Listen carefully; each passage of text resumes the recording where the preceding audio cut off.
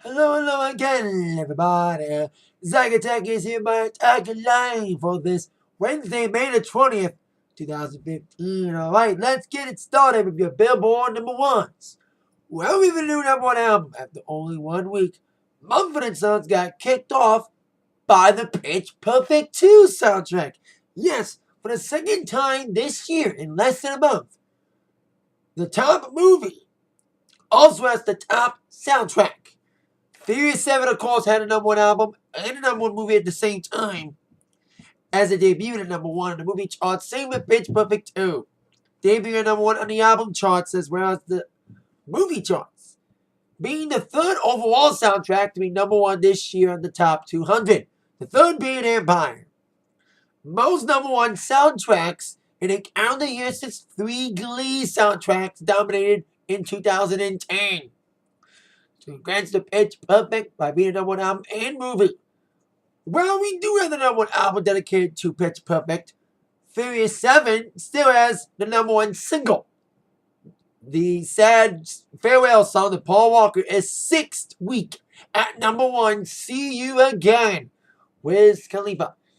And landing back on the charts at number 53 is Bad Blood from Taylor Swift, getting a little more momentum from the video premiering this past Sunday on the Billboard Music Awards, where she topped the Widow Sucker. Trap Queen is still number 2 for a third straight week, stuck at number 2. Well, Britney Spears' song Pretty Girls did not go up too much. It debuted at number 29, but we have no word on where it placed this week after that Pretty Girls performance. It's not in the top 10. So there you go. With your Billboard number ones for you. Now, speaking of the Billboard Awards and award shows in general, a lot of award shows are coming up. I mentioned on Monday, the BET Awards announced their nominations. And now the MTV of Canada announced their nominations for their awards. Much music.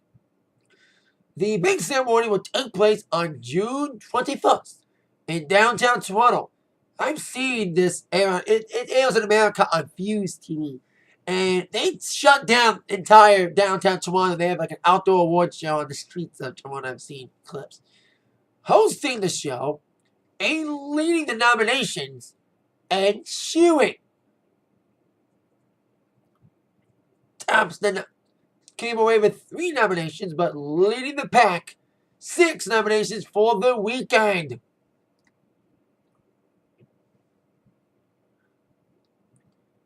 As we're gonna have the some of the big awards we handed out. Will be Best International Artist Taylor Swift, Sam Smith, Nick Jonas, Rihanna, and Sia. While Sia and Ed Sheeran will go up against Fall Out Boy, Iggy Azalea, and Jason Derulo for most buzzworthy artist or group.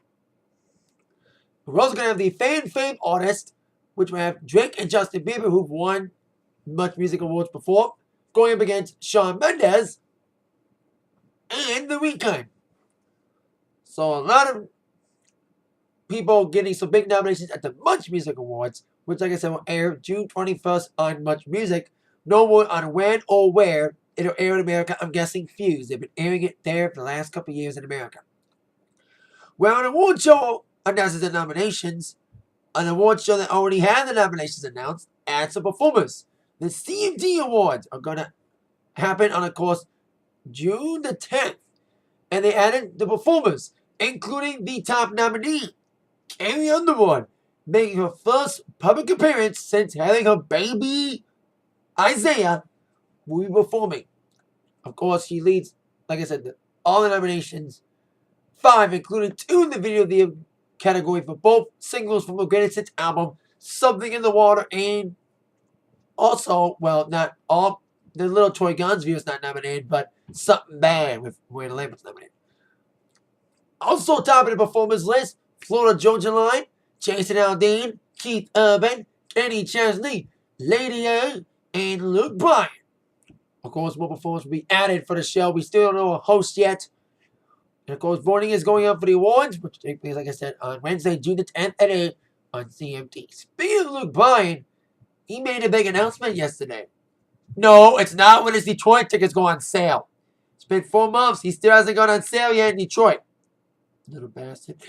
Anyway, he made an announcement yesterday concerning his new album. Yesterday, he released his new single, Kick the Dust Up, which is actually the name of his tour. And the album lead single of the new album is, by the way, called Kill the Lights. He announced that on Ellen yesterday as he was promoting that new single. The album comes out August 7th. Apparently now they're setting Friday for release days worldwide. No more new release Tuesdays anymore for albums. Sometimes Mondays, but now every album and movie comes out Fridays now. Like, albums come out Friday now. And DVDs too. Anyway, I heard to Kick the Dust Up, kind of a wacky, wappy track. You know, decent little track from Luke. I like some of his stuff. Hopefully, announce a Detroit ticket date soon. So, like, Luke Bryan, new single, Kick the Dust Up, came out from the upcoming album, Kill the Lights, set to come out August 7th. Man, it's like the second time in his career he's had his album come out on my birthday weekend. Tailgates and Tan Lines came out on my birthday back in 2012. So now this album comes out on my birthday in 2015, my birthday weekend. So there you go.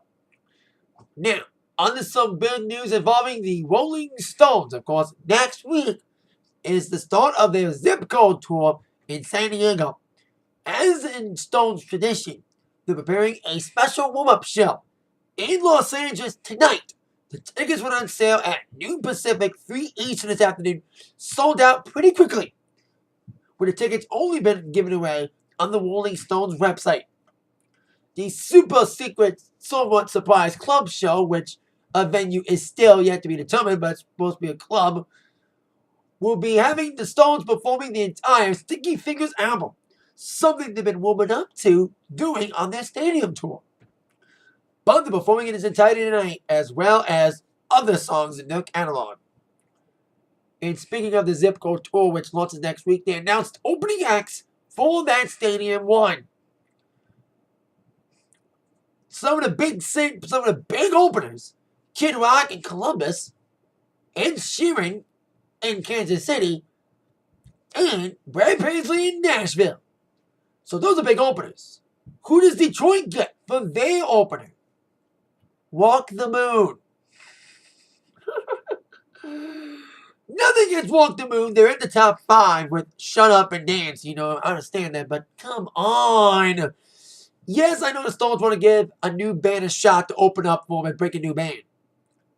You're talking to the band who had Maroon 5 as an opening band last time they were in Detroit, when Maroon 5 was still relatively new at the time.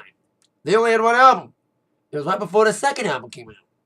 And they became one of the biggest bands in the world. But Walk the Moon opening for the Stones, they should have opened up for them in a better city than Detroit. You know, a lot of Detroit fans are very disappointed that Kid Rock's not opening for the Stones in Detroit and only in Columbus. We got 10 Kid Rock shows in Detroit at the Knob that are sold out. So, if possible, why would Kid Rock open up for the Stones in a place that Kids headlined twice? They're playing at Comerica Park, where Kids played twice as a headliner, and I've seen them there. So, and I'm going to that Stones show. I told my dad about who's opening, and my dad's like, sell the Stones tickets. Because the opening acts suck. It's odd compared to the other openers. Other cities get Buddy Guy, AWOL Nation, Grace Potter doing Minneapolis and Dallas. And also Gary Clark Jr. opening the very first night in San Diego. So I think Detroit got the short end of the stick in many people's eyes when it comes to openers. Walk the Moon. People like me know who they are, but Stones audience is mostly older folks, so they may not know who the hell they are. So there you go. The Rolling Stones set to do a secret club show tonight in LA while announcing the openers for most of the dates on their tour. I think there's only a few dates left without openers. I think Buffalo's got an opener. I think Quebec doesn't in Indy. So there you go with that. Now, TV news. Of course, the biggest TV news. Tonight is the final show for David Letterman on The Late Show after 30 years of ruling the late night TV show. I don't watch that much late night TV. All I watch is at midnight. But the only time I watch late night talk shows is when there's a good guest. And I've seen Letterman a few times, and he's a pretty influential guy when it comes to the late night TV community. My dad, sorry to mention my dad again, my dad, he told me he used to watch David Letterman when he was on NBC back in the days when he was on at 12:30. And it's been a long road. We all knew it was his last season. And of course, last couple of guests have been Bob Dylan and Eddie Vedder. Foo Fighters are set to perform tonight on the final David Letterman at 11:30 on CBS tonight. I bet you a lot of DVRs will be recording that tonight for sure. But while we say goodbye to Dave forever, we have another finale of a different sort. A season finale of Modern Family. Last week's episode was pretty good. About Alex being hooky on the senior skip day, and it was a fun episode to get ready for the ninth season finale. Should be another great one. I think season 6 has been a decent one. It's been up and down. I think the later half's been better. Hopefully get some back in Emmy contention, and hopefully Golden Globe contention, but it's tough to say because Golden Globes have no love for modern. Fuck the Golden Globes, they suck when it comes to modern. Out of the 6 seasons, they've only been nominated 5 out of 6. They weren't even nominated this year, and they're 1-5, 1-4. They've lost 4 times, only won once at the Golden Globes. Yet at the Emmys, they've been 5-0. Emmys have more taste than the Golden Globes and the Academy. The Hollywood Foreign Press has no taste. Well, at least I'm glad they don't give it to Big Bang Theory. Anyway, Modern Family season finale tonight at 9 Central on ABC. That is it for my Atakline for today. Thank you so much for watching.